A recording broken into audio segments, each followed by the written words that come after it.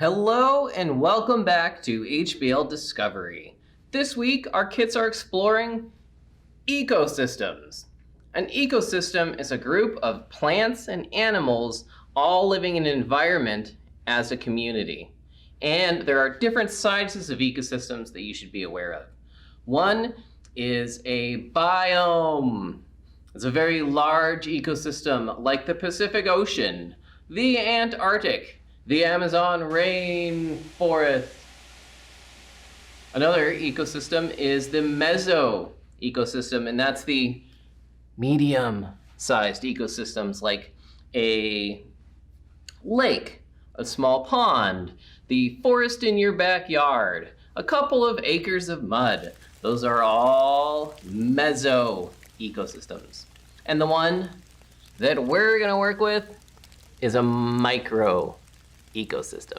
A micro ecosystem is a very small one. It could be a puddle. It could be what you find under a rock, or it could be the very life that we are going to create in a bottle.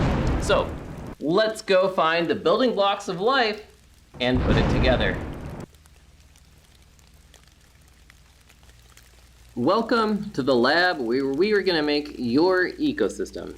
Now, our first thing we're going to need, and that's going to come in your kit, is a container. We have some small plastic bottles that'll be just perfect for this demonstration. Next, we're going to need an environment for our project. We've got some dirt here for your container. And there's a couple of ways to get the dirt into the container. If you don't want to cut it up, you can take a sheet of paper, roll it into a cone to make a funnel.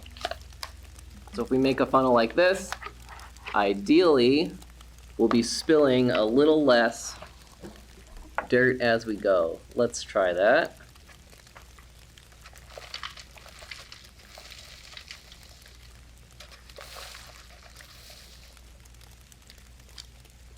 Definitely still spilling dirt, but hopefully we're getting more in the bottle as well. The other method is to cut the bottle in half and then seal it up again with some clear tape afterward. Let's go ahead and try that. If you've got a good pair of scissors, you can just go ahead and clip and cut around.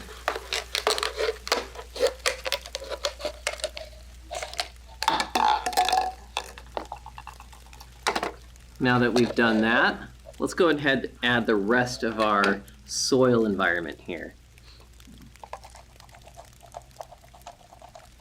And there we go, a couple inches of beautiful dirt.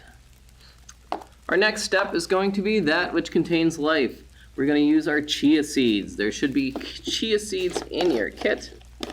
And these will need to soak in water for a few minutes. And as they soak in water, they're going to absorb some of that water into their shells.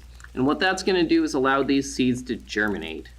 Germinate is the process where little seeds become organisms, become plants, where they grow. What's going to happen is those shells are going to absorb the water, and as they do that, they're going to get softer. And as they get softer, the little seed inside can begin to sprout. It can send down its little roots and begin to push up its little shoot, because it can bust out of that seed, which is softened a little bit. And as it grows, it's going to need a few things. It's going to need sunlight, water, and some of the minerals in the soil. The great thing about these chia seeds is they don't really need a lot of minerals. Light and water and a dirt to grow in is usually enough to get them to sprout into plants. So let's go ahead and pour these onto our little dirt environment here. We'll try to get them sort of evenly spread around. There, that looks good. Can you see those seeds in there? When you do yours, you might want to let those chia seeds sit and absorb water for a longer period of time, just to make sure those shells are soft enough for the seeds to germinate. Okay, the one more ingredient it needs now is water. So, just a tablespoon or two is all you're going to need. Pour a little bit here. And what I think is fun to do, if you have some, is use a little food coloring to color the water to see the effect it's going to have on the plant. So now we've got blue water that we're going to pour onto these chia seeds in their dirt environment.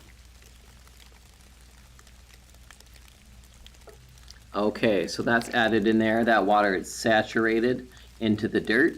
We've basically got a little muddy mixture here with the seeds on top. Now, the last thing you need for a little micro ecosystem is some sort of animal, because the ecosystem consists of plants, animals, and their environment all working together. So let's go ahead and add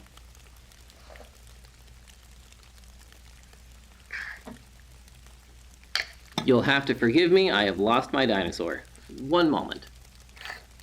There it is. Who loses a Triceratops? Anyway, we're going to go ahead and put this little animal, and when you're doing yours from home, go ahead and dig in the yard. See if you can find some pill bugs or other tiny little animals that might be fun to identify to put in your mixture. Tiny little slugs or snails are absolutely perfect.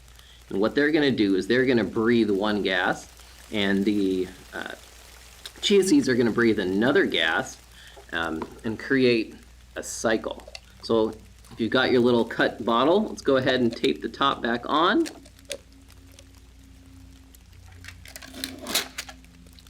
Clear tape, you can use duct tape if you want to. I just like to use clear to keep everything in the bottle observable. We want to watch what happens.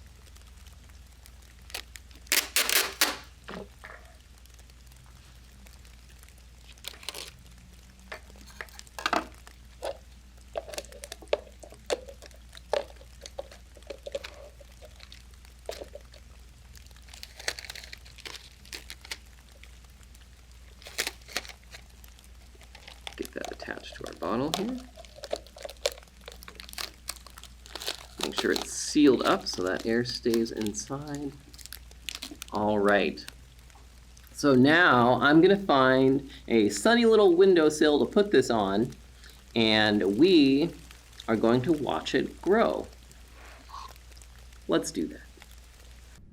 Here's our little ecosystem that we've placed at the library in our sunny windowsill. You can see that the cap is off. For the first couple of days, you want to leave the cap off just to make sure all the air gets in there.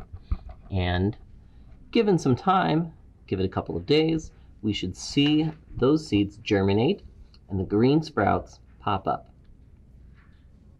And here's our ecosystem after about 6 days with sunlight. You can see how much green has taken over. You can see the roots of the chia plants going into the dirt that we had there. This is all grown just on that little bit of water that we added. There's our dinosaur completely in a forest of chia seeds there. At this point, if you want to continue the experiment, you can go ahead and add a cap to the top, and that will contain the breathing of the plants. Once you have that cap, you should start to see water form on the sides and on the edges of the cap as it gathers, as it condenses together. Then it'll drip back down into the water and repeat the process. You can add maybe about a tablespoon more water at this point. Give it some color. It'll make it easier to see how it flows through your bottle. Thanks for doing this experiment with me, and I hope you can pick up a kit and try it yourself.